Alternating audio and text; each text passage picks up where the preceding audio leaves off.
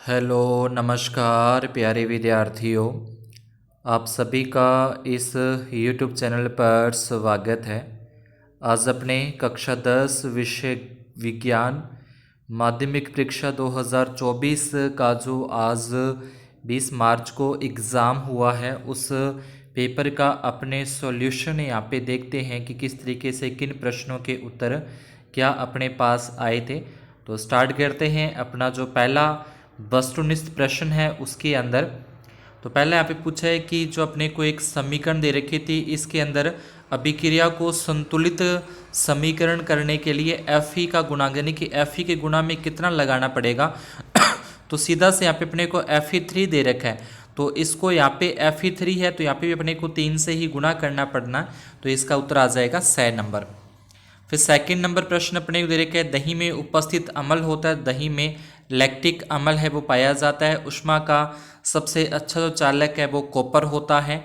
उसके बाद कीटोन में उपस्थित, तो कीटोन जो सूत्र होता है वो ये अपना हो जाए, कीटोन का सूत्र हो जाएगा ये, ठीक है। इसका जो पीछे लगता है जुड़ता है समीकरण के अंदर। फिर अगला है, मानव में हृदय एक तंत्र का भाग है जो संबंधित है, तो मानव हृदय श्वसन से संबंधित आ जाएगा, ठीक है। उसके बाद अगला देखिए, अपने पर्ण में छिद्रों के खुलने में बंद होने का कार्य किसके द्वारा होता है, तो ये कोशिका द्वार कोशिका के द्वारा होता है, छिद्रों का खुलना और बंद होना। अंतःस्रावी ग्रंथि अंगों में वृद्धि का प्रेरित है, तो पीयूष ग्रंथि को कहते हैं। उसके बाद पुंकेसर और स्त्री केसर दोनों में होंगे तो उसको अपने उभयलिंग कहते हैं, उभयलिंगी आ जाएगा। फिर पुरुष में लिंग गुणसूत्र होते हैं, तो पुरुष में जो लिंग गुणसूत्र जो लिंग का निर्धारण करते हैं, पुरुष के अंदर तो मादा के अंदर तो XX होते हैं, लेकिन पुरुष के अंदर तो XY होते हैं। उसके अगला आ जाएगा, एक व्यक्ति समतल दर्पण से 3 मीटर दूर पर खड़ा है। मान लो कि यहाँ पे समतल दर्पण है, इससे 3 मीटर अगर कोई यहाँ पे खड़ा है, 3 मीटर दूर कोई यहाँ पे व्यक्ति यहाँ पे खड़ा हुआ है, तो समतल दर्पण से जितनी दूरी पर कोई वस्तु रखी जाती है उसका प्रतिबिंब समतल में उतनी ही दूरी पे बनता। 3 मीटर इधर 3 मीटर इधर बनेगा, तो टोटल जो दूरी हो जाएगी वो 6 मीटर की हो जाती है। उसके बाद प्रकाश अपवर्तन की घटना के लिए अपने को यहाँ पे आवर्तनांक म्यू का मान बताना है, तो म्यू क्या होता है, साइन आई बटे साइन आर होता है, तो आई का मान यहाँ पे ए बटे बी जो कि 6 नंबर के अंदर अपने पास आ जाता है। अग्रिम सूर्योदय और विलंबित सूर्यास्त का कारण है वायुमंडलीय अपवर्तन के कारण ये अग्रिम सूर्योदय और विलंबित सूर्यास्त होता है वायुमंडलीय अपवर्तन के कारण। दिए गए त्रिभुजाकार प्रिज्म के लिए विचलन कोण अपने को बताना, तो विचलन कोण यहाँ पे जो x दिखाई दे रहा है ना आपको, ये x क्या है, इसका विचलन कोण है। ये अपवर्तन कोण और परावर्तन कोण हो जाते हैं, ठीक है। और ये निर्गत कोण जो I है उसको अपने निर्गत कोण कहते हैं। I और R आपतन कोण और परावर्तन कोण होते हैं, तो x जो हो जाएगा वो विचलन कोण होगा, ठीक है। तो ये विचलन कोण x यानी कि 6 नंबर अपना इसमें सही है। उसके बाद विद्युत उपकरणों में भूसंकल्प तार का उपयोग किया जाता है, सुरक्षा उपाय के रूप में इसका उपयोग किया जाता है, 2 नंबर इसका सही होगा। धारावाही चालक के लिए दक्षिण हस्त अंगुष्ठ नियम में अंगूठा प्रदर्शित करता है, तो ये विद्युत धारा की दिशा को प्रदर्शित करता है। चुंबकीय क्षेत्र रेखाओं की जो उंगलियां होती हैं वो चुंबकीय क्षेत्र की दिशा को निर्धारित करती है, उंगलियां, तो यहाँ पे अंगूठा पूछा है तो विद्युत धारा की दिशा को। इसके बाद लेड नाइट्रेट के ऊष्मीय वियोजन से प्राप्त नाइट्रोजन युक्त गैस का नाम NO2 नाइट्रोजन डाइऑक्साइड इसका नाम होता है, ठीक है। ये इसकी अभिक्रिया आ जाएगी। फिर वियोजन से प्राप्त ऋणायन का नाम Cl नेगेटिव हो जाएगा। उसके बाद C3H8 में उपस्थित सहसंयोजक आबंधों की, तो अगर इसकी अपने संरचना सूत्र बनाए ना C3H8 का, अगर आपने इसका संरचना सूत्र बना के देखा तो ये अपने पास 10 जो इसके आबंध हैं, जो इसमें बंध बनते हैं, जो इसमें बॉन्ड बनते हैं, वो सारे कितने बनते हैं, वो 10 बनते हैं। अभी गिन के देख लो, 3 तो इसमें बन गए, ठीक है, ये 3, फिर इसमें 2 इसमें बन गए हैं, फिर 3 इसमें बन गए, तो 3 3 6 और 2 8 और 2 लास्ट में हो जाएंगे, तो अपने टोटल 10 आते हैं। देखो यहाँ पे 1 हो गया, फिर यहाँ पे 2, फिर यहाँ पे 3, फिर ये 4, उसके बाद 5, उसके बाद 6, उसके बाद 7, उसके बाद 8, फिर ये 9 और ये 10, तो टोटल 10 आबंध इसके अंदर अपने पास बनते हैं। अगला प्रश्न आता है, एक कृत्रिम वक्र नाइट्रोजनी अपशिष्ट उत्पादों को रुधिर से बाहर निकालने की जो युक्ति होती है उसको अपने अपोहन नाम से जानते हैं। जो मध्य में खाली स्थान होता है उसको सिनेप्स के नाम से जानते हैं, सिनेप्स इसका आंसर आ जाएगा। उसके बाद जो प्रतिबिंब की ऊंचाई और बिंब की ऊंचाई का अनुपात गोलीय दर्पण का आवर्धन कहलाता है। और ये चीज़ अपने को आगे प्रश्न में लेंस में पूछ रखी थी, तो ये चीज़ लेंस में के अंदर भी लिखी, यानी कि उस प्रश्न का उत्तर अपने को यहाँ पे दे रखा है कि प्रतिबिंब की ऊंचाई और बिंब की ऊंचाई का अनुपात, लेंस का भी आवर्धन यही होता है, लेंस का आवर्धन भी इसे कहते हैं, और दर्पण का भी यही होता है। दीर्घदृष्टि दोष निर्माण में उत्तल लेंस उपयोग में लिया जाता है। अब पित्तल, अपने को पित्तल बनाना है, ठीक है, कौन सा बनाना है, पित्तल बनाना है। तो पित्तल बनाने के लिए एक तो तांबा लिया जाता है और एक जस्ता लिया जाता है। तांबे और जस्ते का मिश्रित रूप क्या होता है, पित्तल होता है, तो इसका उत्तर आ जाएगा जस्ता। उसके बाद सल्फर, ब्रोमीन और आयोडीन में चयन करके द्रव अधातु का नाम, तो सल्फर आ जाएगा। उसके बाद इसका नाम अपने को बताना, तो ये क्या लिखा है, ये प्रोपीन है, ठीक है, सॉरी प्रोपाइन, इसको क्या बोलेंगे, प्रोपाइन। 3 कार्बन आ रहे हैं, 3 कार्बन वाले को प्रोप कहते हैं। ट्रिपल बॉन्ड लग रहा है, ट्रिपल बॉन्ड के लिए आयन का शब्द यूज किया जाता है, तो ये बन जाएगा प्रोपाइन। रेंजिन और गोंद, तो ये छाल के अंदर जो पेड़ की छाल होती है, पेड़ का तना होता है, जाइलम जिसको अपने कहते हैं, तो उसमें से ये संचित होती है, ठीक है, उसके अंदर ये होती है रेंजिन तथा गोंद। उसके बाद है मस्तिष्क का कौन सा भाग रक्त दाब, लार, आनंद तथा वमन का नियंत्रण करता है, तो ये आ जाएगा पश्च मस्तिष्क स्थित मेंडुला द्वारा ये नियंत्रित होता है, पश्च मस्तिष्क स्थित मेंडुला द्वारा। उसके बाद 2 जीवाणुजनित संक्रामक रोगों के नाम ये निकल गए, ये देख लेना भी अब। उसके बाद 7वें के अंदर है मेडल के लक्षणों की वशांगति नियम में F2 पीढ़ी में प्राप्त पौधों में बौने पौधों का अनुपात या प्रतिशत, तो प्रतिशत तो 25% होता है, अनुपात इसका 1/4 लिख सकते हैं, यानी कि 1:4। उसके बाद गोलीय लेंस के लिए बिंब की दूरी, प्रतिबिंब की दूरी और फोकस दूरी में संबंध, गोलीय लेंस के लिए, तो ये लेंस के लिए अपने पास इसका सूत्र है वो लिख देना था, 1/f बराबर 1/v माइनस 1/u। उसके बाद नेत्र का कौन सा भाग पुतली के साइज को नियंत्रित करता है, तो परितारिका इसको नियंत्रित करती है। पारितंत्र में उपभोक्ता का एक उदाहरण, तो सभी जंतु है वो उपभोक्ता होते हैं। उपभोक्ता उसे कहते हैं जो अपना भोजन स्वयं नहीं बनाते, दूसरों पर डिपेंड रहते हैं, तो सभी जंतु हैं वो इसके उदाहरण के अंदर आ जाते हैं। आगे अपने को इस समीकरण के अंदर x का नाम बताना, तो x का नाम यहाँ पे NaCl, NaCl को सोडियम क्लोराइड के नाम से जानते हैं। नेक्स्ट आ जाएगा धातुएं विद्युत की सुचालक क्यों होती है, तो इसका अपने चित्र देखना है कि इसका जो प्रयोगशाला के अंदर जो एक चित्रित है, तो चित्र अपने देखेंगे आगे पेज 43 भी अपने को बुक में दे रखा है, अभी इसके बाद देखते हैं। ऐसे फिर जल की उपस्थिति में मैले कपड़े पर साबुन लगाने पर कपड़ा साफ क्यों हो जाता है। एथीन अणु की बिंदु संरचना को चित्रित करना है। गर्भ निरोधन की 2 विधियों के नाम कॉपर टी या कंडोम का यूज कर सकते हैं। फिर 9th के अंदर शुद्ध लंबे और शुद्ध बौने को F2 पीढ़ी के अंदर, तो इसका भी अपने डायग्राम देखते हैं अभी इसके नेक्स्ट। 10वें प्रश्न में दे रखा है कि एक प्रतिरोधक दे रखा है, यानी कि R का मान दे रखा है, I का मान दे रखा है, समय का मान दे रखा है, तो उष्मा H, तो H बराबर क्या होता है, H बराबर I² RT होता है, I² RT। I का मान 3 की स्क्वायर, R का मान 10, समय 2 है, 3 का स्क्वायर करेंगे 9 × 10 × 2, इसका गुणा कर देंगे तो ये हो जाएगा 180 जूल। तो इसमें जो उष्मा है उसका क्या मान आ जाएगा, H का जो मान है वो अपने पास आ जाएगा 180 जूल आ जाता है। तो यहाँ पे देखें जो भी मैंने बोला था कि जो धातुएं होती हैं वो विद्युत की चालक होती हैं, तो विद्युत की चालक होने के लिए उसका एक डायग्राम अपने को बना के दिखाना था। तो इस तरीके का एक बैटरी, जरूरी नहीं है कि आपको बैटरी बनानी है, बैटरी की जगह पे यहाँ पे एक प्लस का और एक माइनस का निशान भी यहाँ पे लगा सकते हैं, इस तरीके से बैटरी दिख जाती। और ये अपने को डायग्राम है वो बनाना था, ठीक है। धातुओं की धातुएं चालक होती हैं इसलिए। उसके बाद जो अगला अपने पास डायग्राम की बात करें तो ये जो साबुन वाला था कि मैल किस तरीके छूट जाती है, तो उसके अंदर अपने को ये सारा का सारा इसमें से लिखना था, ठीक है। ये अपने को लिखना है कि जब कार्बन श्रृंखला तेल में घुल जाती है तो इस प्रकार साबुनों के अणु मिसली संरचना तैयार करते हैं, जहाँ अणु का एक सिरा तेल कण की ओर था, आयनिक सिरा बाहर की ओर होता है। इससे पानी में जो मैल होती है वो निकल जाती है और कपड़ा है वो साफ हो जाता है, ठीक है। उसके बाद फिर एथीन की अपने को संरचना बतानी थी, ठीक है, एथीन की इलेक्ट्रॉन बिंदु संरचना। तो इस तरीके से इसकी इलेक्ट्रॉन बिंदु संरचना इसकी बनती है। ठीक है, इस तरीके से भी दिखा सकते हैं, ये वाला भी सही है और ये वाला भी सही है, और इस तरीके से भी अपने शो कर सकते थे। एथीन ही दे रखा था ना कि मैथीन था, हाँ एथीन ही है। ठीक है, 7वां प्रश्न एथीन, तो एथीन का इसी तरीके से अपने को इसकी इलेक्ट्रॉन बिंदु संरचना बनानी थी। ठीक है, दोनों में से जो भी बना दिया सही होगा।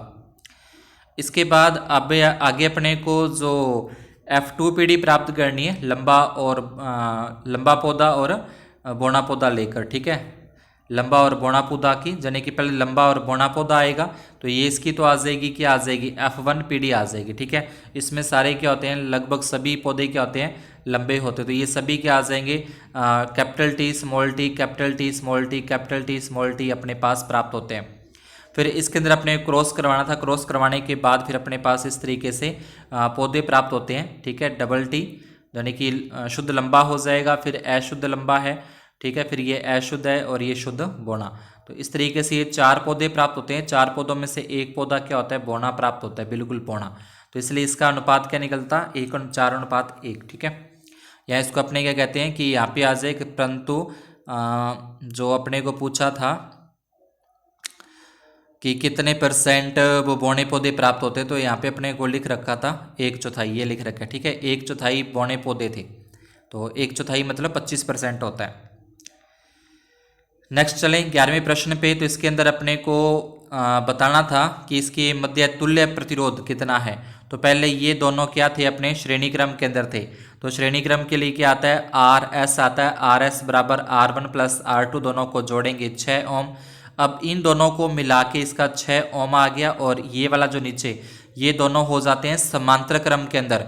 तो इसको समांतर क्रम में लेने के लिए अपने लिखना पड़ेगा 1/RP, और बराबर में 1/6, 1/6, 6 और 6 का लघुत्तम 6 आएगा, ऊपर वाले सेम रहेंगे। 1 और 1 2/6, 2 के पहाड़े से काटेंगे 1/3। तो यहाँ पे जो समांतर क्रम में जोड़ने पर आया वो 3 ओम आता है। तो अब ये वाला 3 ओम और इन सभी को मिला के जो आया वो 3 ओम, तो ये दोनों फिर से श्रेणी क्रम के अंदर हो जाते हैं। तो दोनों को श्रेणी क्रम में जोड़ेंगे तो 6 ओम इसका तुल्य प्रतिरोध अब अपने पास आता है। उसके बाद किसी धारावाही परिनलिका के भीतर चारों कुंडलीय चुंबकीय क्षेत्र रेखाओं को प्रदर्शित करने का चित्र है। छड़ चुंबक का यहाँ पे चित्र बताना है। उसके बाद कचरा निपटारण की समस्या को कम करने के 2 तरीकों को, पुण्य चक्रण, यानी कि उनमें से कुछ वस्तुएं ऐसी छांट लेनी चाहिए जो अपने बाद में काम में ले सकते हैं, पुण्य काम में ले सकते हैं। भूमि भराव, जो ठोस पदार्थ का कचरा होता है उसके अंदर जो नगरों के बाहर गड्ढे पड़े होते हैं उस गड्ढों के अंदर भर देना चाहिए, या जो ऐसा जिससे वायु प्रदूषण नहीं हो ऐसी चीज़ें अपने को जला देनी चाहिए। बायोगैस, यानी कि जैसे अपने गोबर की खाद, गोबर की पथुलियाँ बनाकर पानी गर्म वगैरह करते हैं, तो उस तरीके से बायोगैस के अंदर भी उसको काम में ले लेना चाहिए। तो ये कचरा की समस्या को कम करने के अपने को सुझाव हैं। आहार श्रृंखला, तो आहार श्रृंखला के अंदर उत्पादक, प्राथमिक उपभोक्ता, द्वितीयक उपभोक्ता, तृतीयक उपभोक्ता होते हैं। तो इन सभी संस्थानों का थोड़ा थोड़ा अपने को वर्णन करना है कि उत्पादक कौन से होते हैं, प्राथमिक कौन से, द्वितीयक कौन से और तृतीयक कौन से। ठीक है, तो ये पेज नंबर अपने को वैसे 291 पे दे रखा है बुक में, इसमें से देख सकते हैं। ये बनाना था अपने को परिनलिका का डायग्राम। ठीक है, परिनलिका के अंदर प्रवाहित धारा के कारण चुंबकीय क्षेत्र, ये तो बन जाएगा परिनलिका का। उसके बाद चुंबकीय क्षेत्र रेखाएं, तो ये आ जाएंगी अपने पास चुंबकीय क्षेत्र रेखाओं का चित्र आ जाएगा। इस तरीके से अपने को छड़ चुंबक के चारों ओर क्षेत्र रेखाओं का डायग्राम अपने को बनाना था। इसके बाद प्लास्टर ऑफ पेरिस का रासायनिक सूत्र लिखना है। जल मिलाने पर यह कठोर क्यों हो जाता है और रासायनिक समीकरण देनी है। बेकिंग सोडा का रासायनिक सूत्र और केक मुलायम जैसे में उपयुक्त समीकरण देनी है। तो केक जो मुलायम होता है वो CO2 गैस के कारण हो जाता है। इसकी समीकरण आगे अपने देखते हैं। फिर अनैच्छिक क्रियाएं मस्तिष्क के कौन से भाग से होती है, तो ये भी अपने बताया था मेडुला के कारण होती हैं।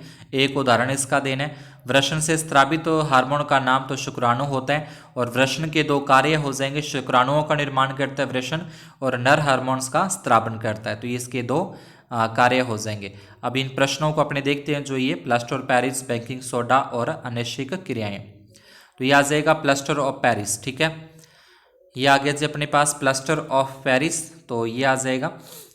तो इससे क्या आ जाएगा, इसमें दे रखा है कि प्लास्टर ऑफ पेरिस का सूत्र हो गया, और इसमें क्या होता है कि प्लास्टर ऑफ पेरिस एक सफ़ेद चूर्ण होता है जो जल मिलाने पर यह पुण्य जिप्सम बनकर कठोर पदार्थ प्रदान करता है। तो ये इसकी क्या आ जाएगी, जो कठोर क्यों होता है तो उसकी क्या आ जाएगी, ये रासायनिक अभिक्रिया अपने को देनी थी कि जल के साथ मिलने पर ये जिप्सम का निर्माण कर लेता है, जिससे क्या हो जाता है कि ये कठोर हो जाता है।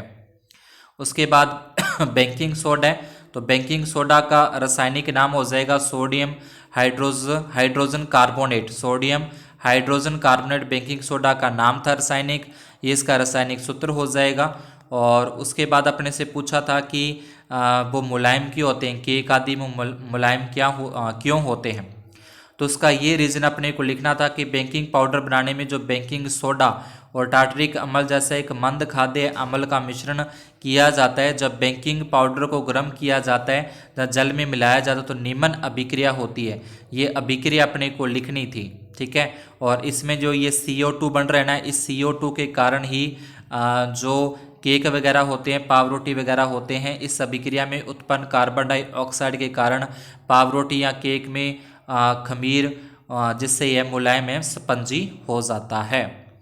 ये इसका हो गया। उसके बाद अपने को अनिश्चित क्रियाओं का एक उदाहरण देना था, तो इसमें से अपने काफ़ी सारे उदाहरण दे रखे हैं, तो इनमें से कोई भी एक दो उदाहरण आप दे सकते। जैसे मुंह के अंदर लार आना, यह अनिश्चित क्रिया है क्योंकि ये किसी अच्छे भोजन को देखकर, स्वादिष्ट भोजन को देखकर अपने आप ही मुंह के अंदर लार आ जाती है, ठीक है। यहाँ जैसे अपने जो हृदय की धड़कन है, हृदय स्पंदन है, वो भी अनिश्चित का नियंत्रण चलता है, तो उसके ऊपर किसी का ऐच्छिक नहीं है, यानी कि वैसे नहीं कि उसको अपने रोक के रख सकते हैं, ठीक है। तो ये किसके कारण होती हैं, इन